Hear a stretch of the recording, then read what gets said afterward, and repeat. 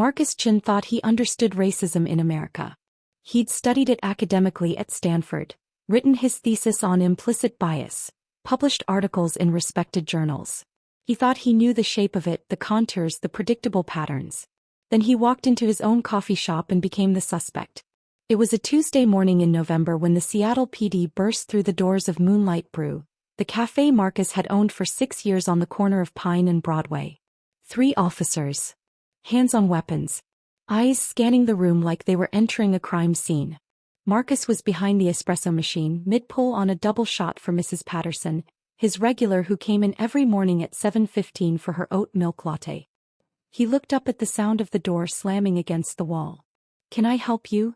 The lead officer was white, mid-30s with the kind of buzz cut that suggested military background.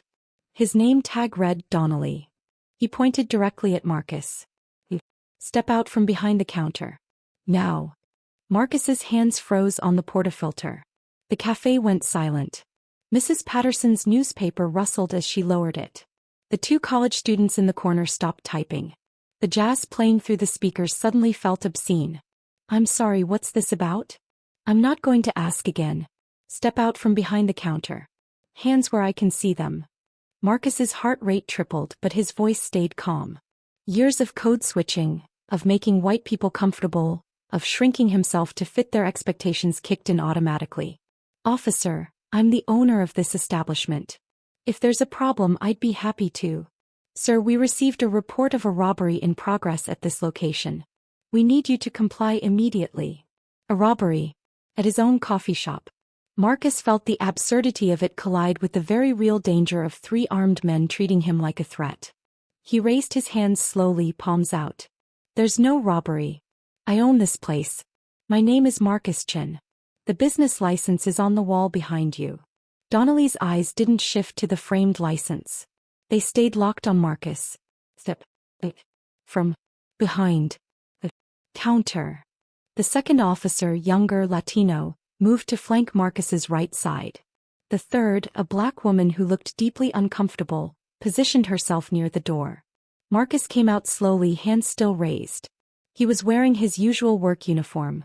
Black jeans, a Moonlight Brew t-shirt with the crescent moon logo, an apron covered in coffee stains from the morning rush. He looked exactly like what he was. A small business owner working his own shop. "I'm going to need to see some ID," Donnelly said. "It's in my wallet. Back pocket." "Don't reach for it. Officer Hayes will retrieve it." The younger officer approached, and Marcus felt the humiliation burn through him as Hayes patted him down in front of his customers, in front of Mrs. Patterson who'd watched him build this business from nothing, in front of the college students who probably came here because it felt safe, progressive, welcoming. Hayes pulled out Marcus's wallet, extracted his driver's license and handed it to Donnelly. Donnelly studied it for what felt like an hour. The cafe's silence was suffocating. Someone's phone buzzed. The espresso machine hissed, "Forgotten. Says here you live in Ballard." "That's correct. What are you doing in Capitol Hill?" Marcus blinked. "I work here. I own this coffee shop." "You own it or you work here?" "I own it. Moonlight Brew. Established 2018. Would you like to see the business documents?" "They're in the office." Donnelly's expression didn't change. "We received a call about a robbery. Caller said a man matching your description was behind the counter acting suspicious, possibly armed." Acting suspicious. Marcus wanted to laugh. He was making coffee. In his own shop. During business hours. "Officer, with all respect, I've been here since 5:30 this morning. We opened at 6. I've served about 40 customers already. If someone called in a robbery, they were either mistaken or what?" Marcus stopped himself. He was about to say, "or racist," but he'd learned early that naming racism to white people who were committing it rarely ended well. "Or mistaken," he finished. Mrs. Patterson stood up. She was 73, white, a retired librarian who'd lived in Seattle for 50 years. Her voice carried the kind of authority that came from decades of shushing people in public spaces. "Officers, I've been coming to this establishment every morning for 6 years. This man is Marcus Chen. He owns this cafe. He's never been anything but professional and kind. Whatever call you received was clearly in error." Donnelly finally looked at her. Ma'am, I appreciate your input, but we need to verify. I am verifying. I'm a witness. This is his business. You're harassing him. The word, harassing, hung in the air. The college students in the corner had their phones out now, recording. Marcus saw the shift in Donnelly's posture. The calculation. The awareness that this was being documented. Sir, Donnelly said, his tone shifting slightly, do you have business documents you can show us? Marcus lowered his hands slowly. In my office. Through that door. Officer Chen, accompany him. They meant the black officer near the door. She approached, her expression carefully neutral, and followed Marcus to the back office. The office was tiny, barely room for a desk and filing cabinet. Marcus's business degree from Stanford hung on the wall, next to a photo of him cutting the ribbon at Moonlight Brew's opening. His mother stood beside him in the photo, beaming, proud. Officer Chen. No relation, different last name, but the tag just said, Chen. Watched as Marcus pulled out the business license, the commercial lease, the tax documents. I'm sorry about this, she said quietly. Marcus paused, his hand on the file folder. Are you? She looked at him directly. Yes. I know what this is. Then why are you here? Why are you participating in it? Her jaw tightened. Because I'm 3 years from retirement and I have 2 kids in college. Marcus handed her the documents without responding. They returned to the main cafe. Donnelly examined the papers with theatrical thoroughness. He compared the business license photo to Marcus's face. He checked the lease address against the cafe's address. He looked at the tax documents like they might reveal some hidden crime. These appear to be in order, he said finally. They are in order. Because this is my business. We still need to verify the call we received. Verify how? I've shown you everything. My customers have vouched for me. What else do you need? Donnelly pulled out his radio. Dispatch, Unit 47. We're at Moonlight Brew on Pine. Need you to pull the call log for the robbery report. Static. Then a woman's voice. Unit 47, no robbery report called in for that location. Silence. Marcus watched Donnelly's face. Watched the moment the officer realized what had just happened. No call. No robbery. No legitimate reason to be here. Dispatch, can you confirm? No calls for this address this morning. Negative, Unit 47. No calls. Mrs. Patterson made a sound, not quite a laugh, not quite a scoff. One of the college students muttered something to their friend. The phone cameras kept recording. Donnelly's neck flushed red. There must be some confusion. There's no confusion, Marcus said. His voice was still calm, but something had shifted in it. Someone saw an Asian man behind a counter and decided I didn't belong here. They saw my skin and assumed crime. And you showed up ready to treat me like a criminal without asking a single question first. Now wait a minute. No, you wait. I've given you my ID. I've shown you my business documents. I've been vouched for by my customers. And you burst in here like I was armed and dangerous when I was literally making coffee. Donnelly's hand moved toward his belt, toward the handcuffs. Marcus saw it. Officer Chen saw it. Mrs. Patterson saw it. Don't, Officer Chen said quietly to Donnelly. Don't do that. The tension crystallized. Marcus knew that one wrong move, one word interpreted as threatening, one gesture read as aggressive, could turn this into something else entirely. He'd seen the videos. He knew how quickly these situations escalated. He knew that being right wouldn't protect him. He stepped back, hands raised again. I'm not resisting. I'm not threatening anyone. I'm standing in my own business asking you to leave. Donnelly's jaw worked. His pride was wounded. His authority questioned. In front of witnesses. On camera. We're conducting an investigation. Based on a call that doesn't exist. You said it yourself. Dispatch has no record. So either you made a mistake or someone lied to you, or you came here for another reason entirely. But regardless, I'm asking you to leave my establishment. The college student in the corner spoke up.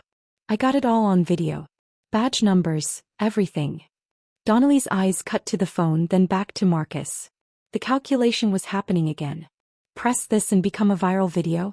Arrest a business owner in his own shop with no probable cause and face departmental review? Or retreat? He chose retreat but made it look like a decision. We'll be filing a report about the false call. If we have additional questions, we'll be in touch. You do that. The 3 officers left. The door chimed cheerfully behind them. The cafe exhaled collectively. Marcus stood there shaking. Not from fear anymore but from rage. Pure, concentrated fury that he'd been forced to prove his humanity, his legitimacy, his right to exist in his own space. Mrs. Patterson approached. "Marcus, are you okay?" "No." She put her hand on his arm. "That was wrong. That was so deeply wrong." "I know. What can we do?" Marcus looked at her. This white woman who'd witnessed it, who'd spoken up, who was asking the right question. "What can we do?" Not what can you do. I need to think. He went back behind the counter. Finished Mrs. Patterson's latte that had been abandoned mid-pull. Made it perfectly because that's what he did. Created small moments of beauty and routine in a world that kept trying to crush him. He served it to her. She paid. Left a $50 tip. After she left, Marcus locked the door, flipped the sign to closed, and sat down in the corner booth. His hands were still shaking. He pulled out his phone and did what he'd been trained never to do. He called the Seattle Police Department's Internal Affairs office. The woman who answered sounded bored. "Internal Affairs, how can I help you? I want to file a complaint against 3 officers who just harassed me at my business." "Name of the officers?" "Donnelly." "And another officer, Chen." "And the nature of the complaint?" Marcus took a breath. "Racial profiling.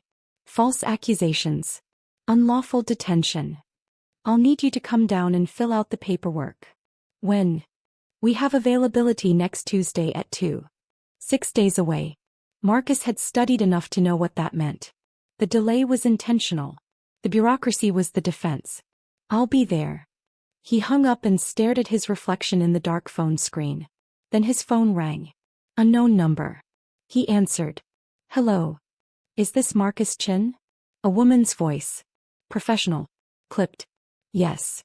This is Detective Sarah Yablonsky with Seattle PD's Major Crimes Unit. I need to ask you some questions about an incident this morning." Marcus's blood went cold. "What incident?" "A reported robbery at Moonlight Brew. You're listed as the owner." "Detective, there was no robbery. 3 officers already came here." Dispatch confirmed there was no call. Silence on the other end. Then, "Mr. Chen, I'm looking at a police report filed 20 minutes ago by Officer Donnelly claiming that you became aggressive and threatening when questioned about suspicious activity." The world tilted. "That's a lie. According to this report, you refused to provide identification, created a disturbance, and had to be subdued by officers before finally producing documentation." "That's completely false. I have witnesses. I have video. This is..." But Marcus stopped because he suddenly understood what was happening. They were building a case against him. Covering their tracks. Turning his complaint into their narrative. "Mr. Chen, I'm going to need you to come down to the station for formal questioning." "Am I being charged with something?" "Not at this time. But we take reports of obstruction and threatening behavior toward officers very seriously." Marcus's legal training, limited as it was from business school, kicked in. "I'm not answering any questions without an attorney present." "That's your right. But I should tell you that refusing to cooperate makes you look..." "I'm not refusing to cooperate. I'm exercising my constitutional right to legal representation before answering questions about false accusations." Another pause. "I'll note that in the record. We'll be in touch, Mr. Chen." She hung up. Marcus sat in his cafe, surrounded by the evidence of everything he'd built. The reclaimed wood tables he'd refinished himself. The art from local artists he'd commissioned. The community board covered in flyers for nearby events. The menu he'd crafted to reflect Seattle's diversity while honoring his grandmother's recipes. And now it was all being weaponized against him. His phone buzzed. A text from an unknown number. "Saw what happened. I'm an attorney. I can help. Rebecca Okonkwo." One of the college students. She'd been recording. Marcus texted back. "How much?" "First consultation free. After that we'll see. But I don't think you can afford not to have representation." He was right. He texted, "When can we meet?" "Tomorrow. My office. I'll send the address." Marcus looked around his cafe one more time. He'd built this place to be a sanctuary. A space where people could exist without judgment, where coffee was made with care, where community happened organically. And in less than an hour, It had become a crime scene in someone else's narrative. He picked up his phone and started recording. My name is Marcus Chen. I'm the owner of Moonlight Brew in Seattle's Capitol Hill neighborhood. This morning, 3 Seattle police officers entered my business and accused me of robbing my own coffee shop. Rebecca Okonkwo's law office was in a converted warehouse in Georgetown, Seattle's industrial neighborhood that was slowly gentrifying. The building still smelled like the metal fabrication shop it used to house, but the interior had been transformed into something sleek and modern. Rebecca herself was 32, Nigerian-American, with natural hair pulled back in a wrap and the kind of direct eye contact that made people either trust her immediately or fear her. Marcus chose trust. "Talk me through it again," she said, her pen poised over a legal pad. "Every detail. Don't leave anything out because you think it's not important." Marcus went through the entire morning. The officers bursting in. The interrogation. The pat-down. The false police report. The phone call from Detective Yablonsky. Rebecca took notes without interrupting. When he finished, she sat back. "They're scared." "Of what?" "Of you having video. Of you filing a complaint. Of this becoming a thing. So they're doing what cops do when they're scared. They're going on offense. The false report is their insurance policy. If you push this, they'll say you were the aggressor. It becomes he said, she said, and guess who the system believes. So what do I do?" Rebecca smiled. It wasn't a nice smile. "We don't play their game. We play ours." She pulled up her laptop and opened a folder. "I've already requested the body cam footage from all 3 officers through public records. By law, they have to provide it within 5 business days. We'll get dispatch records, the CAD report, everything." "What if they delete it?" "They won't. Too risky. The college student who texted me? He sent me her video. It's time-stamped, geotagged, everything. If their body cam footage mysteriously disappears or contradicts her recording, that's spoliation of evidence. Federal charge." Marcus felt something loosen in his chest. "You've done this before." 6 times. 4 settlements, 2 trials. 1 both trials.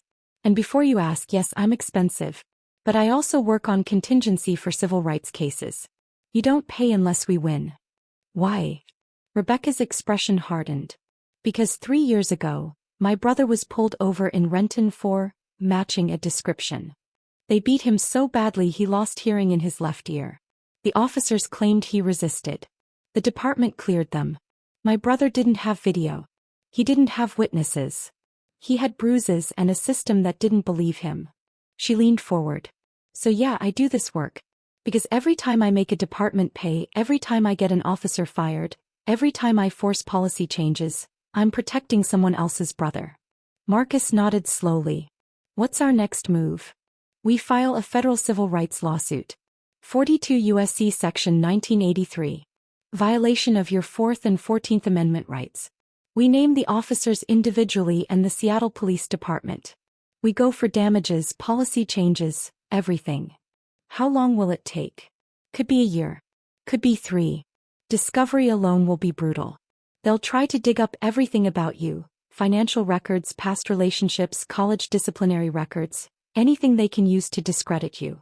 Marcus thought about his life. His divorce 3 years ago. The DUI he'd gotten at 23. The lawsuit from a former employee who'd claimed wrongful termination before settling. "I'm not perfect." "Nobody is. But did you rob your own coffee shop?" "No." "Did you threaten those officers?" "No." "Then we have a case. The rest is just noise they'll use to distract from the central fact. They violated your rights." Rebecca pulled out a contract. "I need you to sign this representation agreement. Then we get started." Marcus read through it. Standard contingency terms. Rebecca would take 33% of any settlement or verdict. He'd be responsible for costs if they lost, though Rebecca noted most civil rights attorneys waived costs in police misconduct cases. He signed. "Good," Rebecca said. "Now I need you to write down everything. Every interaction with police you've ever had. Every traffic stop, every time you've been followed in a store, every microaggression. We're building a pattern. That'll take days. Then take days. This is your life we're defending." Marcus went home that night to his 1-bedroom apartment in Ballard. It was modest, he'd poured everything into the CAFÉ, but it was his. He made tea, sat at his kitchen table and started writing. The first time he remembered being afraid of police he was 7. His family had just moved to Sacramento from San Francisco. His dad, a software engineer, had scraped together enough for a house in a decent neighborhood. Marcus was playing basketball in the driveway when a patrol car slowed down. The officer stared at him for what felt like forever, then drove on. His dad came out, saw what happened and brought Marcus inside without explanation. The first time he was stopped by police he was 16. Driving his mom's Honda Civic home from debate practice. The officer said his taillight was out. It wasn't. The officer asked what he was doing in this neighborhood. He lived there. The officer ran his license, kept him waiting 20 minutes, then let him go with a warning about suspicious behavior. The stops kept happening. Different cities, different circumstances, same underlying current. The assumption that he didn't belong. That his presence required explanation. Marcus had learned to navigate it. Hands on the wheel. Yes, officer. No, officer. Don't make sudden movements. Don't raise your voice. Don't give them an excuse. He'd thought owning a business would change things. Property ownership as armor. Respectability as shield. But it hadn't mattered. Not when Donnelly looked at him and saw threat instead of small business owner. Not when a coffee shop became a crime scene because the person behind the counter didn't match expectations. Marcus wrote for 4 hours. Filled 12 pages. Documented a lifetime of moments he'd tried to forget. Then his phone rang. His mother. Marcus, baby, what's going on? Mrs. Chen from church sent me a news article. Of course she did. The Seattle Times had picked up the story. Capitol Hill coffee shop owner alleges police harassment. The article was careful, balanced, included the police department statement that they were reviewing the incident. Ma, it's okay. I'm handling it. Handling what? The article says police came to your shop. Said you filed a complaint. They did. I did. It's complicated. His mother's voice dropped. Marcus, do not make trouble with police. You know what happens when we make trouble. I didn't make trouble, Ma. They came to me. Then apologize. Say it was a misunderstanding. Move on. Marcus closed his eyes. His mother had fled China during the Cultural Revolution. Had watched her father beaten by Red Guards. Had learned that survival meant keeping your head down, not making waves, blending in. Ma, I can't do that. Why not? Because they filed a false report about me. Because they're lying. Because if I don't fight this, they win. And if you do fight this and they put you in jail? Who wins then? They're not going to. You don't know that. Marcus, you have a good life. Good business. Don't throw it away for pride. This isn't pride. This is principle. His mother made a frustrated sound. Principle doesn't protect you when they decide you're the problem. Principle doesn't keep you safe. Maybe not. But maybe I'm tired of just trying to stay safe. Maybe I want to be right. Silence. Then, your grandmother would tell you the same thing. Grandmother lived in a different world. Not so different. She knew that powerful people don't like being challenged. She knew that sometimes you have to bend to survive. And sometimes, Marcus said quietly, you have to stand up so the next person doesn't have to bend as far. His mother sighed. You sound like your father. Marcus's father had passed away 2 years ago. Heart attack at 58, probably from stress and a lifetime of code switching and suppressing anger. Is that a bad thing?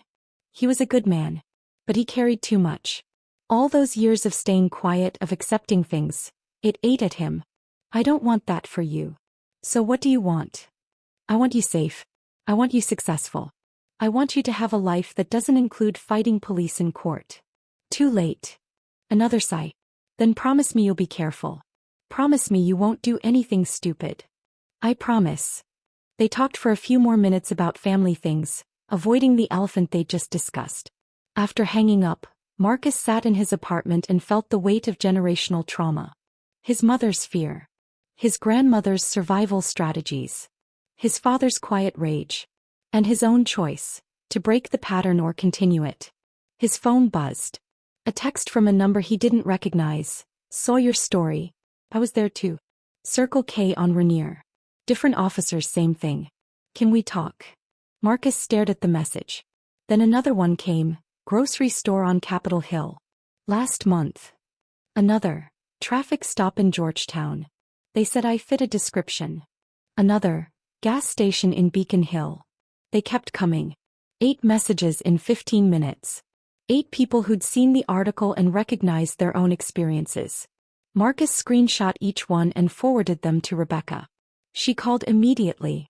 This is huge. This is pattern and practice. This is exactly what we need to go beyond individual officers to department-wide policy.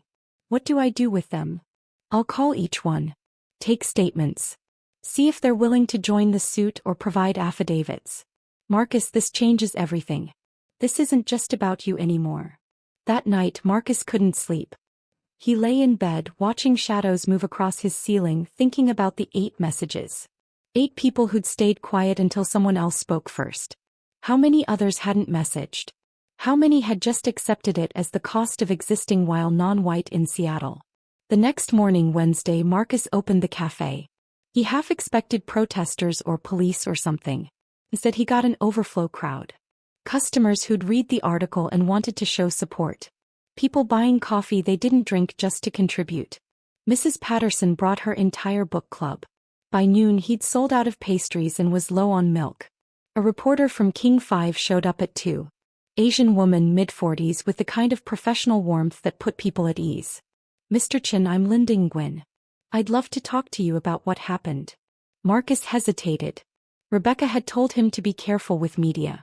But Linda had kind eyes and a Vietnamese name and he was tired of silence. Okay. They sat at a corner table. Linda's camera operator set up. They did the interview. Marcus told his story again. Stayed factual, kept emotion in check. Described the officer's actions, the false report, the system's response. What do you want to see happen? Linda asked. Marcus thought about it. Accountability. Real accountability. Not an internal review that clears them. Not a slap on the wrist. I want policy changes. I want training. I want a system where this doesn't happen to the next person.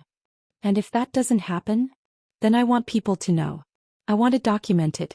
I want the truth on record so nobody can pretend this is an isolated incident or a misunderstanding. The interview aired that night.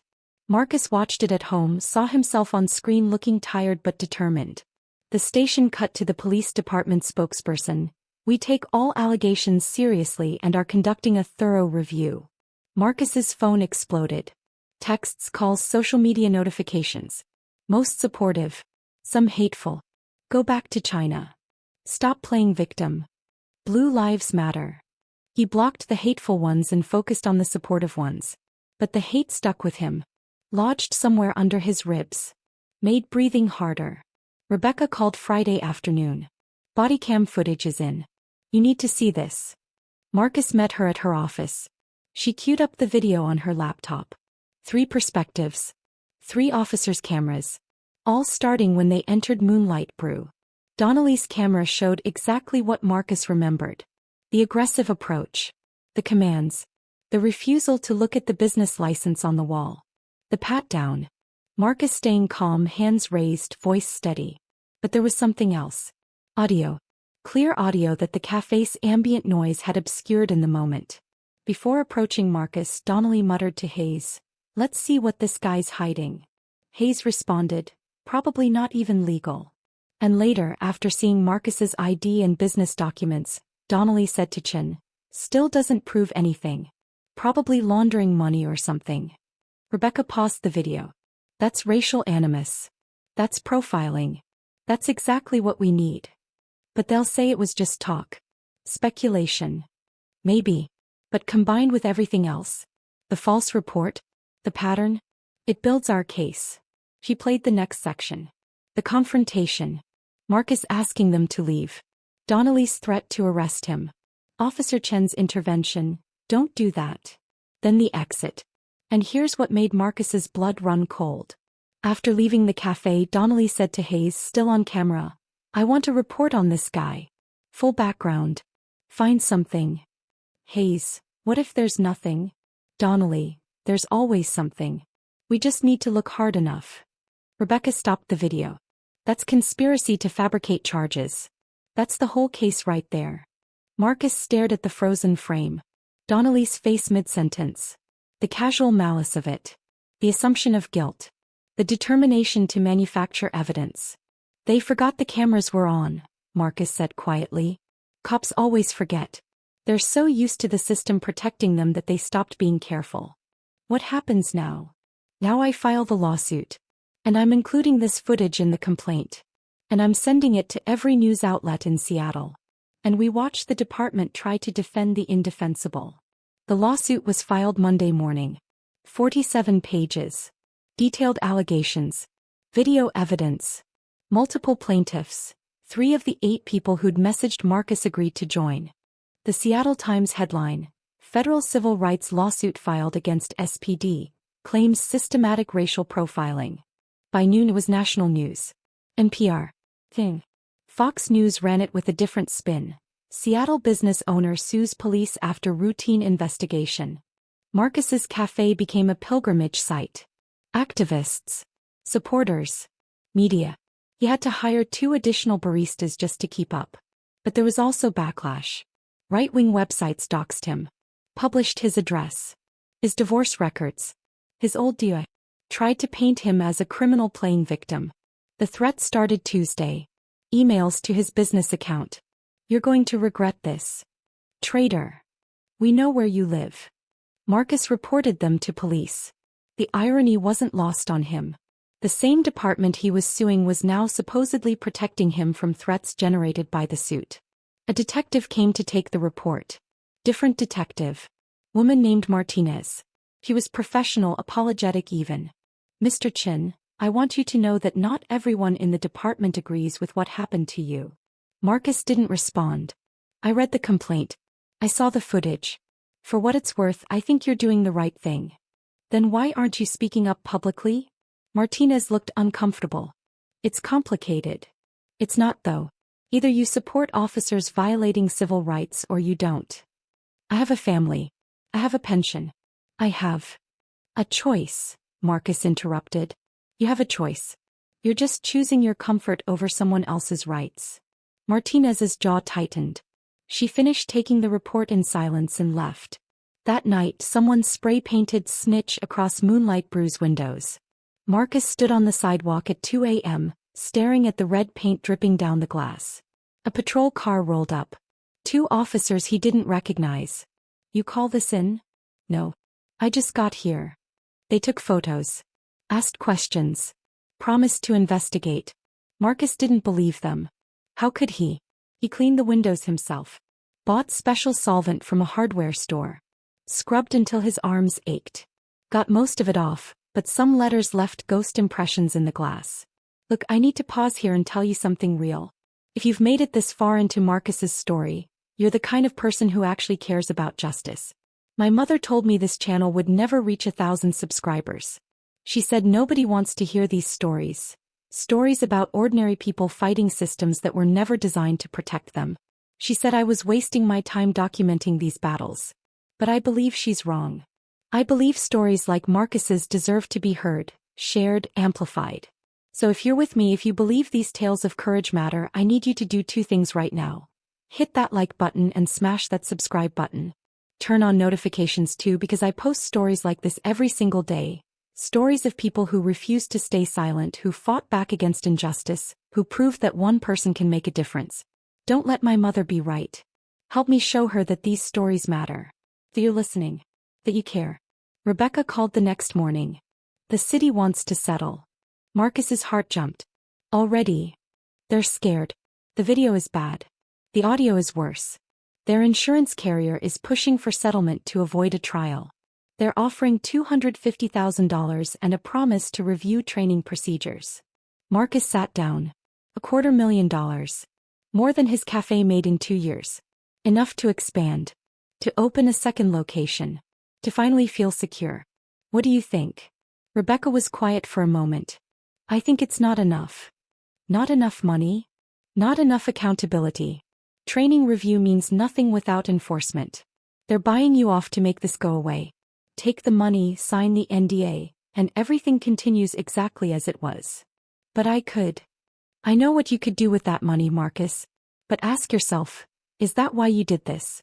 For a payout? Or for change? Marcus looked around his cafe.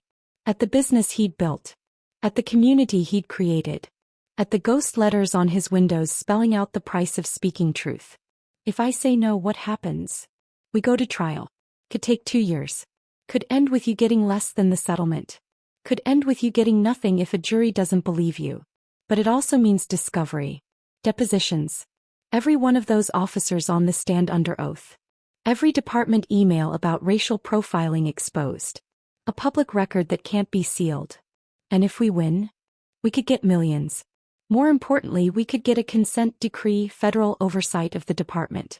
Real policy changes. Accountability mechanisms. The kind of reforms that actually protect the next person. Marcus thought about the 8 messages. The people who'd stayed silent until he spoke first. The others who were still silent, afraid to come forward. He thought about his mother's plea for safety. His father's quiet rage. His grandmother's survival through submission. And he thought about being 7 years old, playing basketball in his own driveway, and having a cop stare at him like he didn't belong. No settlement, Marcus said. We go to trial. Rebecca smiled. That's what I was hoping you'd say. The city's response was swift and vicious. They filed a motion to dismiss, claiming qualified immunity for the officers. Argued that Marcus hadn't suffered any actual harm. No arrest, no charges, just a brief detention and questioning. Rebecca filed an opposition that was surgical in its precision. Cited case law. Included the body cam footage. Quoted the officer's own words about finding something to charge Marcus with. The judge denied the motion to dismiss. Then came discovery. The city fought every document request. Claimed privilege, privacy, irrelevance. Turned over heavily redacted files that said nothing. Rebecca filed motions to compel. Judge ordered the city to comply. They did, slowly, grudgingly. What came out was damning. Internal emails from the police guild discussing problem neighborhoods. Training materials that used coded language about high-crime areas that correlated perfectly with racial demographics. Disciplinary records showing officers like Donnelly had multiple complaints but no consequences. And the piece de resistance. An internal memo from 2 years ago warning that officers were engaging in potentially discriminatory stop patterns. The memo recommended policy changes and additional training. The recommendations were ignored. This is consciousness of guilt, Rebecca explained to Marcus. They knew there was a problem. They were warned about the problem. They did nothing. That's deliberate indifference, and that means the city itself is liable, not just the officers. The trial date was set for September. 8 months away. 8 months of living in limbo. 8 months of running his cafe while preparing to relive the worst day of his life in court. Marcus threw himself into work. Expanded his menu. Hired more staff. Turned Moonlight Brew into exactly what he'd always envisioned. A true community space. He started hosting open mics, art shows, organizing meetings. The cafe became a hub. People came not just for coffee but for connection. For a space that felt safe. For proof that pushing back against injustice was possible. But the threats continued. Anonymous phone calls. More graffiti. Someone broke a window. Marcus installed security cameras. Changed his daily routine. Started checking under his car before driving. Rebecca warned him, they're trying to make you quit. Make you afraid enough that you'll take whatever settlement they offer just to make it stop. I'm not quitting. Good. Because we're getting close to depositions. And that's when this gets real. Depositions started in May. Officer Hayes first. He sat across from Rebecca in a conference room, his attorney beside him, and stonewalled every question. Do you recall what you said to Officer Donnelly before entering Moonlight Brew? I don't recall. Do you recall whether you discussed Mr. Chen's race? I don't recall. Do you recall suggesting that Mr. Chen might not be in the country legally? Hayes glanced at his attorney then. I don't recall. Rebecca smiled. Let me refresh your memory. He played the body cam audio. Hayes's voice clear as day, probably not even legal. Do you recall now? Hayes shifted. That was just talk. Not meant seriously. Not meant seriously. But you did say it. Yes. And why would you speculate about someone's immigration status based on seeing them behind a counter? I didn't. I wasn't. It was just a comment. A comment based on what? I don't know. Officer Hayes, Mr. Chen is a fourth-generation American. His great-grandparents came to California in the 1890s. His grandfather served in World War II. But you assumed he might be undocumented because why? Hayes's attorney intervened. Objection. Argumentative. Rebecca didn't back down. I'm trying to understand your thought process. You saw an Asian man. You immediately speculated about his legal status. What prompted that speculation if not racial bias? I don't know. You don't know. But you said it anyway. The deposition went on for 3 hours. By the end, Hayes was sweating, contradicting himself, admitting that yes, maybe he'd made assumptions based on appearance. Maybe those assumptions weren't fair. Officer Chen's deposition was different. She was quiet, careful, clearly uncomfortable. Why did you participate in this stop? Rebecca asked. I was called for backup. But once you arrived, once you saw what was happening, did you have concerns? Officer Chen hesitated. Yes. What concerns? That we didn't have probable cause. That we were making assumptions. Did you voice those concerns? I told Donnelly not to arrest Mr. Chen. But you didn't try to stop the detention? A long pause. No. Why not? Because Donnelly is senior. Because questioning him would have created problems for me. Because She stopped. Because you what? Because I wanted to make it to retirement without rocking the boat. Rebecca leaned forward. Officer Chen, how many times have you seen this kind of stop? Based on assumptions about race rather than actual suspicious behavior. I don't keep track. Estimate. Dozens. Maybe more. And how many times have you intervened? Officer Chen's voice dropped to barely audible. This was the first time. Donnelly's deposition was scheduled for June. Marcus would have to sit through it, watch the man who'd humiliated him try to justify his actions. He almost didn't go. Rebecca said he didn't have to be there, she'd handle it. But Marcus needed to see it. Needed to look Donnelly in the eye. The conference room was in a downtown law office. Donnelly showed up in full dress uniform as if the ceremony mattered.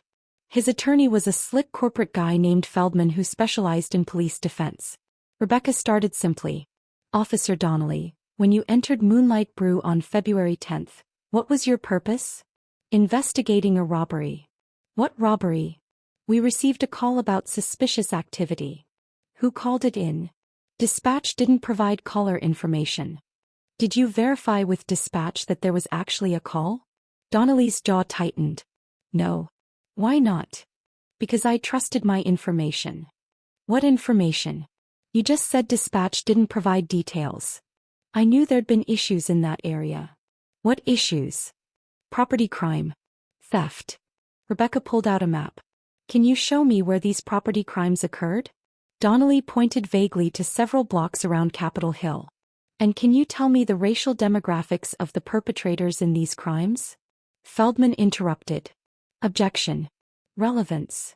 Rebecca ignored him. Officer Donnelly, were the property crime suspects predominantly people of color? I don't track race. You don't track race. But when you saw Mr. Chen, an Asian man behind a counter in his own business, you immediately assumed he was committing a crime. Why? I didn't assume anything. I was investigating. Investigating what? A call that didn't exist. Donnelly's face reddened. There was a call.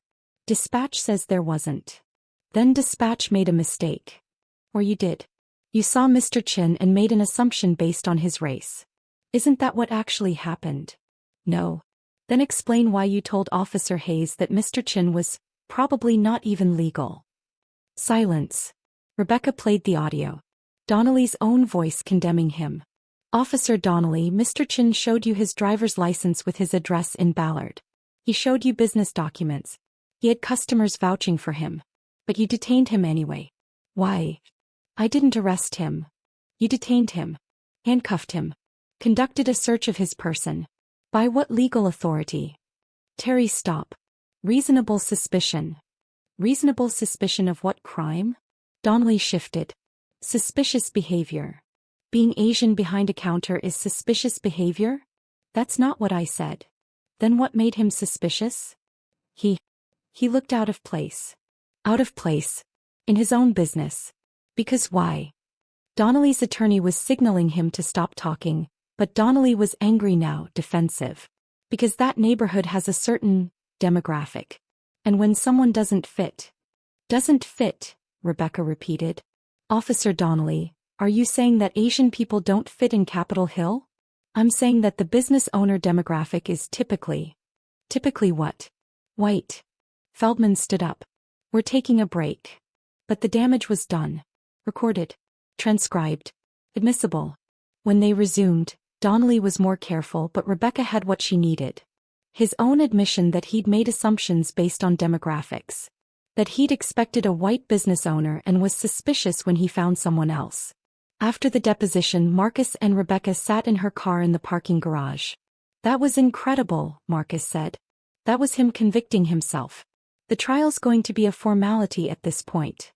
You really think we'll win? Rebecca looked at him. Marcus, we've already won. Whether the jury awards you $10 or $10 million, we've put the truth on the record. We've forced them to admit their bias. We've shown that this wasn't an isolated incident but part of a pattern. That's the real victory. Marcus nodded, but he was thinking about what it had cost. The months of stress. The threats. The damage to his business and his peace of mind. The relationship with his mother, strained by his refusal to back down. Was it worth it? He asked. Rebecca didn't answer immediately. Then, ask me after the verdict. The summer passed in preparation. Rebecca lined up expert witnesses. A psychologist to testify about the impact of racial profiling. A police procedures expert to explain how Donnelly violated standard protocols. A statistician to show the pattern of discriminatory stops in Seattle. The city brought their own experts. Testified that the officers acted reasonably given the information they had. That split-second decisions in policing couldn't be second-guessed from the comfort of a courtroom. Marcus did media interviews. Told his story over and over. Each time it got a little easier and a little harder. Easier to say the words, harder to relive the feelings. The CAFÉ thrived. People came from across the city to support him. He hired his 8th employee. Started planning a second location. But he also had nightmares. Dreams where Donnelly came back, but this time with a gun drawn. Dreams where he said the wrong thing and ended up shot. Dreams where the system crushed him despite being right. He started seeing a therapist. Talked about trauma and rage and the psychological cost of being hypervigilant. Learned that what he was experiencing had a name. Racial battle fatigue. You're carrying the weight of proving you deserve to exist, his therapist said. That's exhausting. I don't know how to put it down. Maybe you don't have to put it down. Maybe you just have to distribute it. Let other people carry some of the weight with you. Marcus thought about Rebecca. About Mrs. Patterson. About the 8 people who'd messaged him. About his employees who'd covered shifts when he had court dates. About the customers who kept coming back. He wasn't carrying this alone. Not anymore. The trial began on a Tuesday in September. Federal Courthouse, downtown Seattle. Courtroom 4B, presided over by Judge Margaret Hawthorne, a black woman in her 60s with a reputation for being brilliant and unforgiving of bullshit. Jury selection took 2 days. 14 people, 12 jurors, 2 alternates. 7 white, 3 black, 2 Asian, 1 Hispanic, 1 Pacific Islander. Rebecca had fought for diversity. The city's attorneys had tried to strike every person of color. Judge Hawthorne shut that down fast. Opening statements were Wednesday. Rebecca stood in front of the jury in a burgundy suit that commanded attention without demanding it. This case is about a simple question. Do civil rights apply to everyone or just to people who look like they belong? Because on February 10th, Marcus Chen learned that in Seattle, looking like you belong matters more than actually belonging. She walked them through the facts. The stop. The false report. The audio. The pattern. The defense will tell you that police make split-second decisions. That they have to protect themselves. That mistakes happen.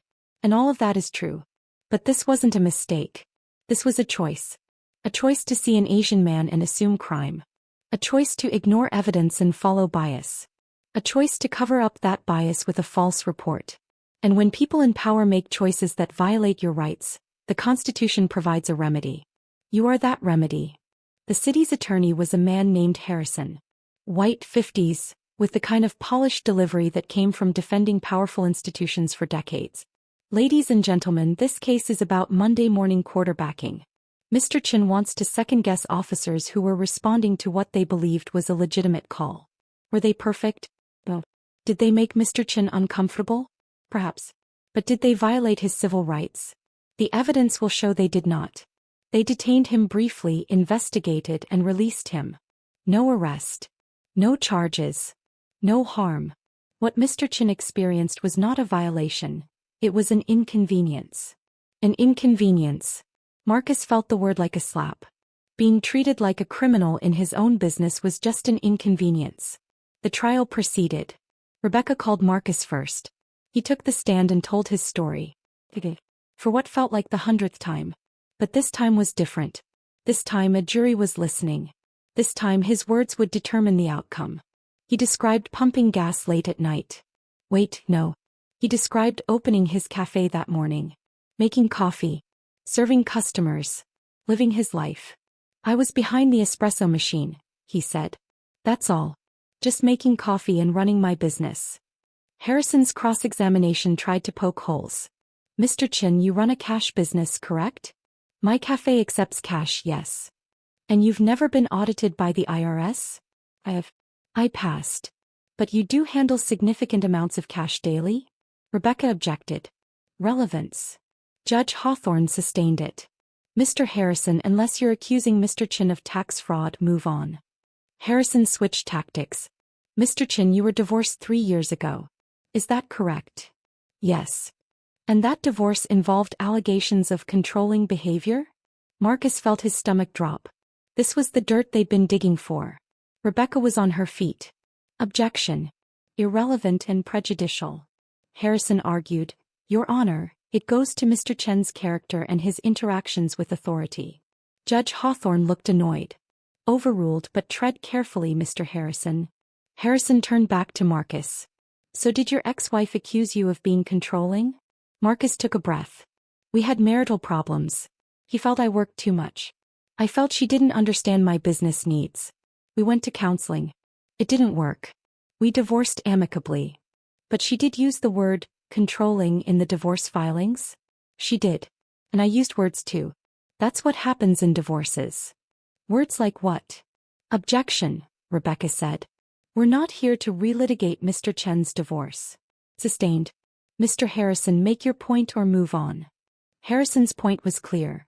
He was trying to paint Marcus as difficult, as someone whose version of events couldn't be trusted. It was a classic defense strategy. When you can't attack the facts, attack the person. But it backfired when Rebecca got to redirect. Mr. Chen, did your ex-wife ever accuse you of being violent? No. Did you ever have any criminal charges in relation to your marriage? No. Have you maintained a cordial relationship with your ex-wife since the divorce? Yes. We have coffee occasionally. She's moved on. I've moved on. So the worst thing your marriage ended with was both of you using words that hurt each other's feelings during a difficult time? Yes.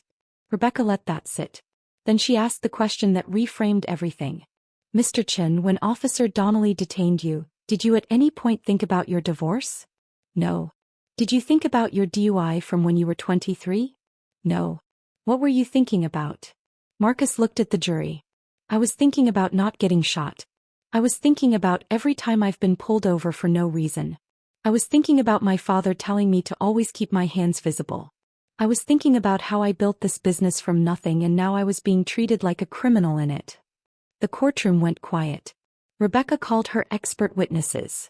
The psychologist testified about the trauma of racial profiling. The police procedures expert walked through every way Donnelly violated protocol. The statistician showed the pattern. Then Rebecca did something unexpected. She called Officer Chen to the stand as a hostile witness. Officer Chen had been subpoenaed. She showed up in civilian clothes, looking uncomfortable. Officer Chen, you're still employed by the Seattle Police Department? Yes. And you're here under subpoena? Yes. Have you faced any retaliation for your testimony in your deposition? Officer Chen glanced at Donnelly in the courtroom. I've been reassigned. Moved from street patrol to desk work. My next evaluation was lower than expected. Do you believe that's retaliation? I can't prove it. But the timing is suspicious. Rebecca pulled out a document. This is your personnel file. You've been with SPD for 17 years. How many negative evaluations have you received before this year? None. And now, after testifying in this case, you received your first negative evaluation? Yes. The implication was clear. The city was punishing its own officer for telling the truth. The city's defense collapsed over the next 2 days. Their expert witnesses were exposed as paid consultants who'd never actually reviewed Seattle's stop data. Their character witnesses for Donnelly revealed he'd been accused of excessive force 3 times before. Their argument that this was an isolated incident fell apart when Rebecca entered evidence of 47 similar stops in the past 2 years. Then came closing arguments. Rebecca was powerful. The defense wants you to believe this was just a misunderstanding. But misunderstandings don't involve officers discussing how to find something to charge someone with. Misunderstandings don't result in false police reports. Misunderstandings don't follow a pattern of targeting people based on skin color. This wasn't a misunderstanding. This was discrimination. And your verdict is your voice telling this city that discrimination has a cost. Harrison's closing was defensive. He focused on officer safety, split-second decisions, the dangers of policing. But he couldn't explain the audio. Couldn't explain the pattern. Couldn't explain why Donnelly told Hayes to find something to charge Marcus with after seeing clear evidence of his legitimacy. Judge Hawthorne gave her jury instructions. Explained qualified immunity, burden of proof, damages. You must decide whether the officers violated Mr. Chen's clearly established constitutional rights. If you find they did, you must then determine appropriate compensation. Remember that your role is not to make policy or punish the police department. Your role is to determine whether Mr. Chen's rights were violated and what remedy is appropriate. The jury deliberated for 2 days. Marcus spent those days in limbo. Couldn't work. Couldn't sleep. Just waited. Rebecca told him that long deliberations could go either way. Either they're deadlocked or they're being thorough. We won't know until we know. On Friday at 4 p.m. the word came. Verdict reached. Marcus rushed to the courthouse. The gallery was packed. Media. Supporters. The other plaintiffs who'd joined the suit. Mrs. Patterson. His employees. The jury filed in. Marcus tried to read their faces. Couldn't. Judge Hawthorne addressed the foreperson. Has the jury reached a verdict? We have, Your Honor. Please hand it to the bailiff. The verdict was passed forward. Judge Hawthorne read it silently. Her expression revealed nothing. The defendant will rise. Marcus stood. His legs felt like water. The clerk will read the verdict. The clerk cleared her throat. In the matter of Chen versus Seattle Police Department et al., we the jury find in favor of the plaintiff, Marcus Chen, on all counts. The gallery erupted. Marcus felt Rebecca grab his arm. Felt tears on his face. Felt something enormous crack open in his chest. Judge Hawthorne banged her gavel. Order. The clerk will continue. We find that Officer Arnold Donnelly violated Mr. Chen's Fourth Amendment rights through unlawful detention. We find that Officer John Hayes participated in said violation. We find that the Seattle Police Department demonstrated deliberate indifference to a pattern of discriminatory policing. The clerk paused. We award compensatory damages in the amount of $850,000. Marcus's knees almost gave out. We award punitive damages in the amount of $3.2 million. The gallery exploded again. Reporters ran for the exits. Marcus just stood there shaking. But the clerk wasn't done. Furthermore, we recommend the following equitable remedies. Implementation of mandatory anti-bias training for all SPD officers, installation of an independent civilian oversight board with investigative powers, and a consent decree requiring federal monitoring of SPD policies and procedures for a period of no less than 5 years. Judge Hawthorne banged her gavel. The jury is thanked and dismissed. This court will reconvene in 2 weeks to determine implementation of the recommended equitable remedies. Marcus turned to Rebecca. She was smiling, crying. We did it. We did it, he repeated. Outside the courthouse, Marcus gave a brief statement to the press. This verdict isn't about me getting money. It's about accountability. It's about making sure the next person who looks like me, who gets stopped for looking like they don't belong, has a system that protects them instead of presuming their guilt. This verdict says that civil rights aren't optional. They're not suggestions. They're the law. A reporter asked. What will you do with the money? Marcus hadn't thought about it. I'll probably put it into the cafe.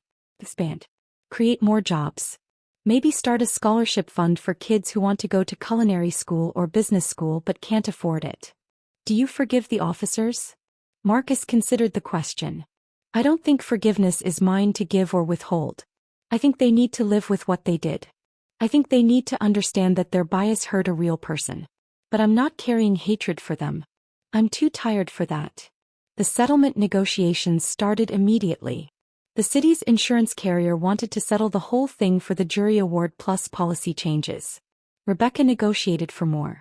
They ended up with $4.5 million, full implementation of the jury's recommended reforms, and, this was the big one, a requirement that Officer Donnelly and Officer Hayes be terminated.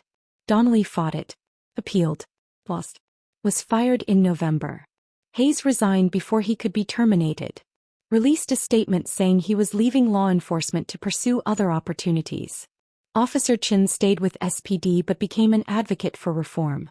Started teaching at the academy about implicit bias and constitutional policing. Became someone younger officers could trust when they had concerns. The consent decree was implemented in January. The Civilian Oversight Board was established with real power. Training was overhauled. Body cameras became mandatory and couldn't be deactivated during public interactions. And slowly, incrementally, Seattle's policing started to change. Marcus used the money exactly as he'd said. He paid off his café's debt. Opened a second location in South Seattle in a neighborhood that had never had a nice coffee shop. Hired locally. Paid above minimum wage. Created the Marcus Chen Scholarship Fund for BIPOC students pursuing business or culinary degrees. He also bought a house. Not a big one. Just enough. With a driveway where he could play basketball without worrying about who was watching. His mother came to visit in the spring. She walked through Moonlight Brew slowly, touching the tables, looking at the photos on the walls. You did good, baby, she said finally. I did what you and Dad taught me. Stand up for what's right. I taught you to be safe. You also taught me that safety without dignity isn't really safety at all. She hugged him then and Marcus realized she was crying. I was scared, she whispered. So scared they'd hurt you. I was scared too, Ma. But I had to do it anyway. They sat together drinking coffee Marcus had made perfectly just the way she liked it. Your father would be proud, she said. You think. I know. He spent his whole life bending. Swallowing things. Accepting things that shouldn't be accepted. He would have loved to see you refuse to bend. Marcus thought about his father. About quiet rage and early death. About all the things left unsaid, unfought, unresolved. I did it for him too, Marcus said. For everyone who didn't feel like they could fight back. A year after the verdict, Marcus was invited to speak at a community policing forum. The chief of police was there. City council members. Activists. Community leaders. Marcus stood at the podium and looked out at the crowd. When I was detained at my own cafe, I thought about giving up. Taking whatever they offered and moving on. It would have been easier. Safer. Less expensive emotionally and financially. But I didn't because I realized something. When we accept injustice just to make it stop hurting us, we pass that injustice on to the next person. We teach the system that it can keep doing what it's doing as long as it makes us tired enough, scared enough, willing to trade our rights for peace. He paused. I wasn't willing to make that trade. And because I wasn't, because I had an incredible attorney, because people believed me and supported me, we changed something. Not everything. The system isn't fixed. But it's better than it was. And it'll keep getting better as long as we refuse to accept less than what the Constitution promises. After the forum, a young Asian man approached Marcus. He was maybe 19, college student. Mr. Chen, I just wanted to thank you. I got pulled over last month in Bellevue. The officer asked for my license, ran it, gave me a warning and let me go. No questions about where I was going. No search. It's normal. And I thought about your case. About how it might be different now because you fought. Marcus felt his throat tighten. I'm glad it was different for you. It was. And I wanted you to know that it mattered. What you did mattered. The young man walked away and Marcus stood there feeling the weight of it. The responsibility of being first. Of being the one who fought so others wouldn't have to. But here's the thing nobody talks about in these stories. Winning doesn't erase the trauma. The verdict didn't give Marcus back the innocence he'd lost when 3 armed men treated him like a criminal in his own space. The settlement didn't undo the nightmares. The policy changes didn't heal the wound of humiliation. Marcus still flinched when patrol cars passed. Still tensed when he saw officers in uniform. Still carried the hypervigilance that came from knowing the system could turn on him at any moment. But he also carried something else. Proof that fighting back was possible. Evidence that one person's refusal to stay silent could ripple outward and create change. 3 years after the verdict, Marcus got a call from Rebecca. "There's someone I want you to meet," she said. They met at a coffee shop, not Marcus's ironically. A young black woman was waiting. Her name was Tasha. She was 24, a recent college graduate, and she'd been stopped by Seattle police 2 weeks earlier while walking to her car after work. "They said I matched a description," Tasha explained, her hands shaking around her cup. "Held me for 40 minutes. Made me prove I worked there. Made me feel like I was the one doing something wrong just by existing." Marcus listened, his chest tight with recognition. "I want to file a complaint," Tasha said. "But I'm scared. Scared they'll retaliate. Scared nobody will believe me. Scared I'll lose everything just trying to prove I was right." Rebecca looked at Marcus. This was why she'd brought them together. Marcus reached across the table and took Tasha's hand. "You're right to be scared. This isn't easy. Costs something. But I'm going to tell you what I wish someone had told me. You're not alone. The system is designed to make you feel isolated, to make you think you're the only one this has happened to make you so tired that you just accept it and move on." He squeezed her hand. "But you're not alone. There are people who will believe you, who will fight with you, who will carry some of the weight so you don't have to carry it all." Tasha's eyes filled with tears. "Did it get better? After you won, did it get better?" Marcus thought about how to answer that. Yes and no. The nightmares didn't stop. The fear didn't disappear. But I got to stand in front of a jury and tell my truth. I got to force the system to acknowledge what happened. I got to create change so maybe the next person has it a little easier. And that's worth something. I don't know if I'm strong enough. You don't have to be strong. You just have to be willing. The strength comes from the people who stand with you. Rebecca pulled out her card. "I'd like to represent you. Pro bono. Just like I did for Marcus." And that's when Marcus understood the real victory. Not the money. Not the verdict. Not even the policy changes. The victory was this. The creation of a path. A precedent. A roadmap for the next person who needed to fight. Because Tasha wasn't alone. And neither was the person after her. Or the person after that. The system was changing. Slowly. Incrementally. One lawsuit at a time. One verdict at a time. One person refusing to stay silent at a time. Before we close this out, I need you to hear this. You've stuck with Marcus's story for over 1 hour now. You've watched him go from being humiliated at his own business to standing in a courtroom and winning justice not just for himself, but for everyone who comes after him. My mother said this channel would fail. She said I'd never hit 1,000 subscribers posting these long-form stories about justice, about resistance, about ordinary people refusing to accept the unacceptable. She said nobody has the patience for this anymore. But you proved her wrong by being here. So here's what I'm asking.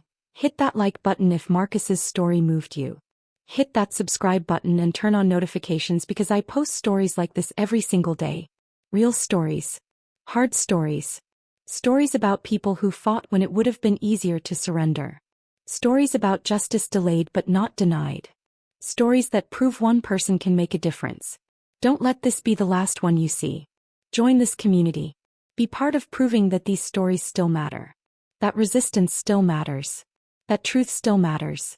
I'll see you tomorrow with another story that needs to be told. 5 years after the verdict, Marcus stood in his original cafe during the morning rush. The line stretched to the door. His 8th employee, no his 15th now, worked the register. The espresso machine hissed. Jazz played. Customers laughed and talked and existed in a space that had been threatened but survived. A patrol car pulled up outside. Marcus saw it through the window.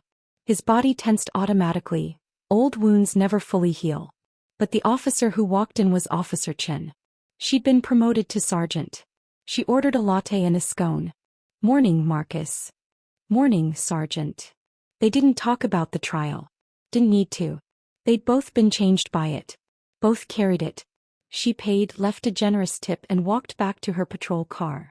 Marcus watched her go and felt something he hadn't felt in years. Hope. Not naive hope. Not the kind that ignored reality or pretended everything was fixed. But the earned hope that comes from knowing change is possible. That systems can be forced to evolve. That speaking truth to power while costly isn't futile. The cafe door opened. A young Asian kid, maybe 17, walked in nervously. First time here clearly. He looked around like he was checking to make sure he belonged. Marcus smiled at him. What can I get you?